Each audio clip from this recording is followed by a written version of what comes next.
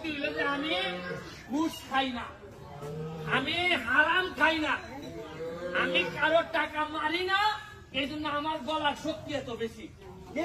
মানুষ আরো আগে বেঁকেছে, হেতারা তো চায় হারে না দেখে দৌড়ি ওবায়দুল কাদের গের হেতার গলা টিপি টোটা চিপি ধরি করতে দে তুই আয় হল এনে আঙুরে ভোট দানের অধিকার দে হেতারে হিসাবে খাড়াইতে আয় হেতারই ডাল্লাই হেতার কেন্দ্রে তার ভোট দিতে যায় না, হেতার সরম বরম আছে না।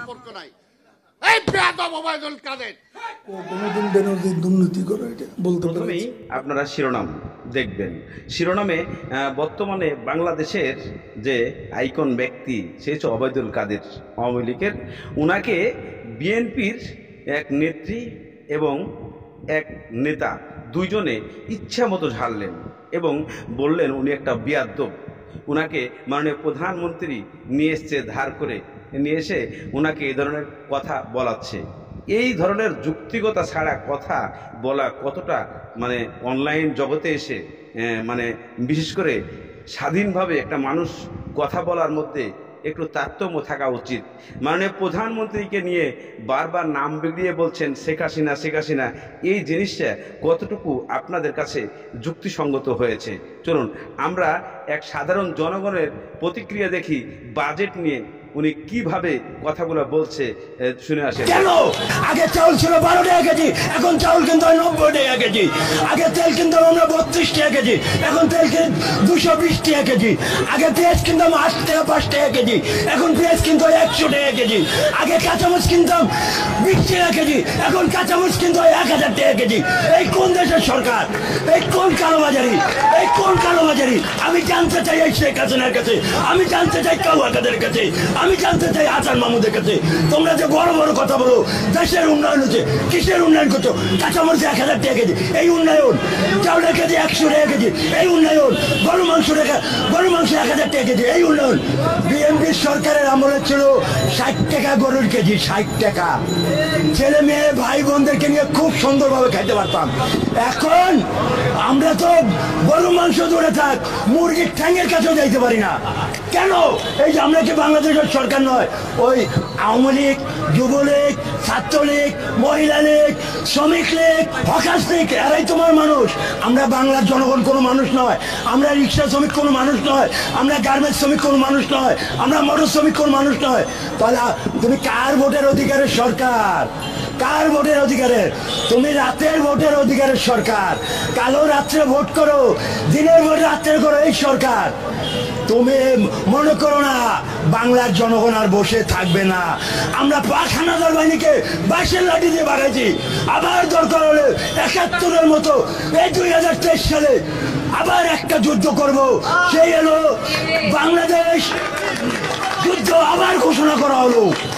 আমরা স্বাধীন ঘোষণা করেছিলাম 1970 সনে। সে সাহেব বলেছিল করবেন কেন একটা স্বাধীন বাংলাদেশ? এই স্বাধীন বাংলাদেশে নতুন করে যুদ্ধের কি আছে? এই স্বাধীন বাংলাদেশে নতুন করে যুদ্ধ করার। দর্শক ইতিমধ্যে আপনারা সেই রিকশালার কথাগুলো শুনেছেন।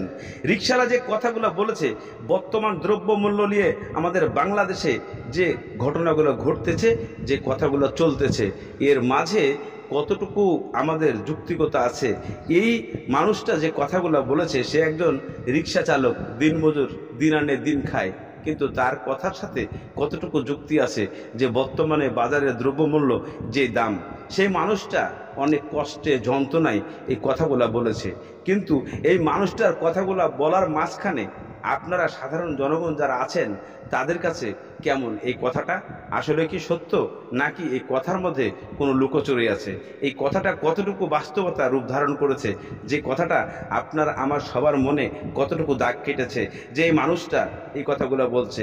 এবার চলুন সেই বিএনপির নেত্রীর কিছু কথা আমরা শুনে আসি, সে কি বলছে ওবায়দুল কাদেরকে নিয়ে, যা অবাক। নোয়াখালী মানুষ আরো আগে বেঁকেছে, হেতারা তো চায় হারে না দেখে দৌড়ি ওবায়দুল কাদের গের হেতার গলা টিপি টোটা চিপি ধরি করতে দে তুই আয় হল এনে আঙুরে ভোট দানের অধিকার দে হেতে হিসাবে খাড়াইতে আয় হেতারই ডাল্লাই হেতার কেন্দ্রে তার ভোট দিতে যায় না, হেতার সরম বরম আছে না। ধন্যবাদ। হেতে তো আচরণ করবে, হেতারা হাসিনা টোকাই টাকায় আনছে নোয়াখালীতে, ইয়ালে হেতে এই আচরণ করেন। হাসিনা জানে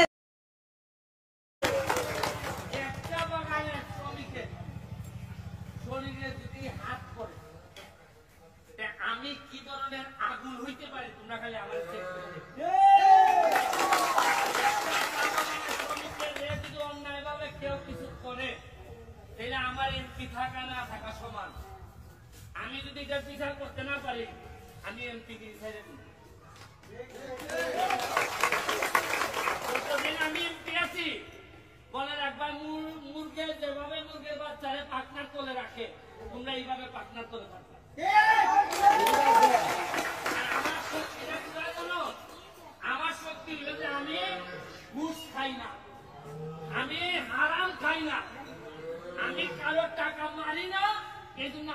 গলার শক্তি এত বেশি। মেয়ের নাম বলে কথা বলে। আর যারা 2 নম্বরে খান এরা কথা কয় কেমনি আমি তোমারে কই দিদি গো বালুনি গো বলে পাতলা করে মাত্র আর খালি খালি বাদাম মেরে খাইয়ে দেয়।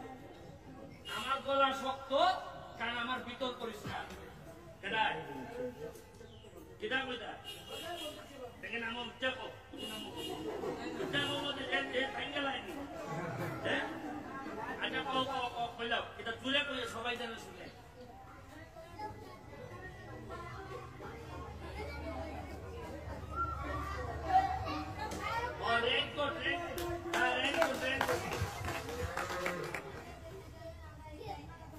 আর এখানে মাঠ হইব সুন্দর একটা মাঠ হইতেছে।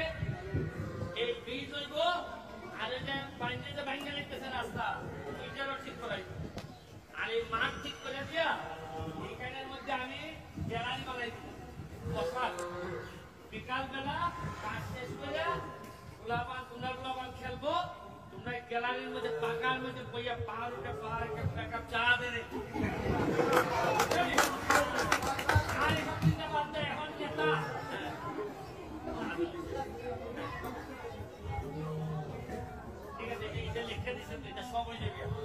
আমাদের সময় হয়ে গেছে জায়গা আমি থ্যাংক ইউ।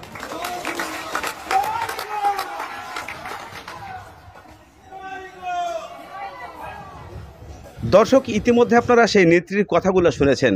উনিও কিন্তু নোয়াখালীর, এই নোয়াখালীরই মেয়ে, কিন্তু অবৈদুল কাদের সাহেবও হচ্ছেন নোয়াখালীর। কিন্তু নোয়াখালীর মেয়ে হয়ে নোয়াখালীর মানুষকে এই ধরনের কথাবার্তা বলা কতটা যুক্তিগতা? কিন্তু এখানে নোয়াখালী হলে কি হবে? 2 জন 2 দলের। সাধারণত বিএনপি এখন যারা নেতা যারা আছে তারা যে ধরনের কথা অবৈদুল কাদের সাহেবকে বলছেন এগুলো কতটুকু যুক্তি? কেন এই ধরনের আচরণ করা হচ্ছে?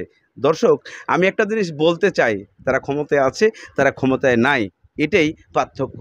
আর সেই সূত্র ধরেই আজকে ওনার মুখে যা আসছে তাই বলছে।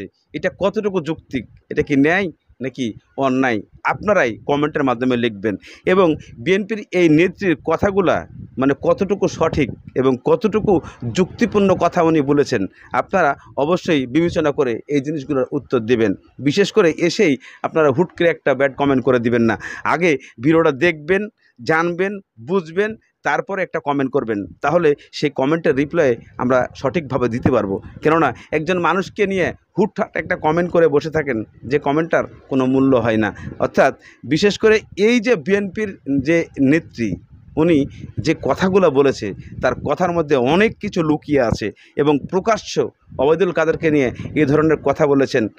বিশেষ করে অবৈদুল কাদের সাহেব উনি একজন দলের সাধারণ সম্পাদক হিসাবে তাকে কথা বলা যায়। এছাড়াও ওনার আরও পদ আছে। এই এত বড় একটা পদের মানুষকে এইভাবে তুচ্ছ তাচ্ছিল্য করে কথা বলা, এটা কতটুকু যুক্তি? দর্শক আপনারা অবশ্যই কমেন্টে জানাবেন। আজকের মতো এখানেই শেষ করছি। ভালো থাকুন, সুস্থ থাকুন, দেখা হবে পরবর্তী ভিডিও।